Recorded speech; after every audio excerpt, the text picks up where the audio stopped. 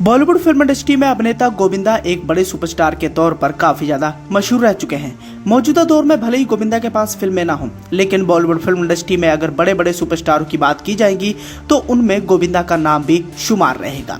अब गोविंदा के अगर अभिनय की बात करें तो उन्होंने अपने करियर में खूब नाम कमाया और ये नाम उन्हें ऐसे ही नहीं मिला। बॉलीवुड फिल्म इंडस्ट्री में अपना पैर जमाने के लिए गोविंदा ने कड़ी मशक्कत की और धीरे धीरे वो इंडस्ट्री पे छा गए। उन्होंने अपने करियर की शुरुआत एज ए डांसिंग फिल्मों के तौर पर की, लेकिन जब बाद में इन्होंने कॉमेडी में अपना हाथ आजमाया तो कॉमेडी में इन्हें बहुत ज़्यादा सफलता हासिल हुई और एज ए कॉमेडियन इन्होंने कई सारी फिल्में बेहतरीन तरीके से बड़े पर्दे पर पेश की। गोविंदा की अगर हिट फिल्मों की तरफ नजर डालेंगे तो सबसे ज़्यादा इनकी कॉमेडी वाली फिल्में काफ़ी ज़्यादा सफल रह चुकी हैं।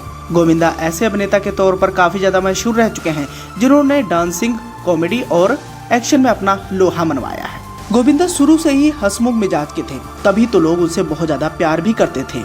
लेकिन गोविंदा ने ये कभी नहीं सोचा था कि उस दौर के एक बड़े सुपरस्टार मेरे साथ ऐसा मजाक करेंगे कि मैं हक्का बक्का रह जाऊंगा। और ये बड़े सुपरस्टार थे राजकुमार साहब। अब गोविंदा ने अपने शानदार फिल्मी सफर के दौरान बड़े बड़े कलाकारों के साथ काम किया है और उन्हीं में से एक है राजकुमार साहब। राजकुमार साहब ने गोविंदा के साथ दो बड़ी फिल्मों में काम किया, एक थी जंगबाज और दूसरी थी मरते दम तक।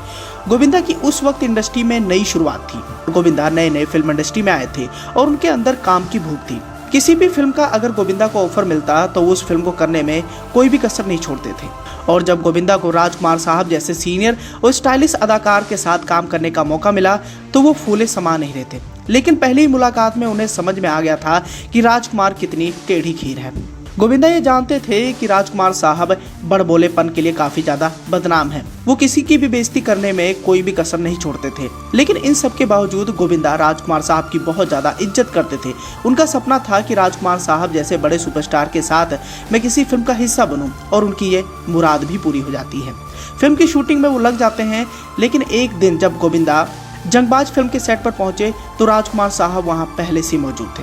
गोविंदा ने बड़े अदब से उन्हें सलाम किया। गोविंदा उस जमाने के फैशनेबल युवा थे और उनके अंदर फैशन को लेकर एक अलग ही ट्रेंड था।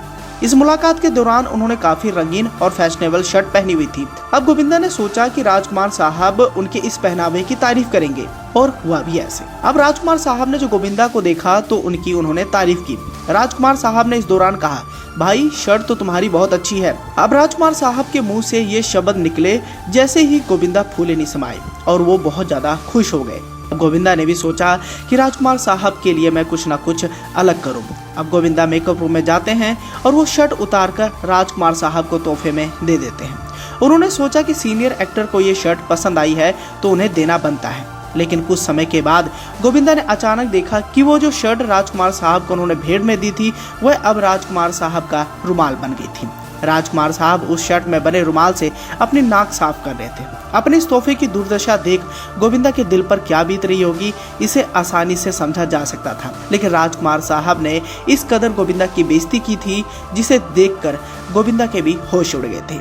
लेकिन इन सब के बावजूद गोविंदा और राजकुमार साहब के बीच रिश्ते काफी ज्यादा मधुर थे। जैसे कि हमने आपको पहले ही बता दिया था कि गोविंदा राजकुमार साहब की बहुत ज्यादा इज्जत करते थे और उनके साथ काम भी करना चाहते थे। उनकी ये मुराद दो फिल्मों के जरिए पूरी होती है और इन्हीं फिल्मों की शूटिंग के दौरान गोविंदा के साथ राजकुमार साहब ने ये बड़ा मजाक किया था।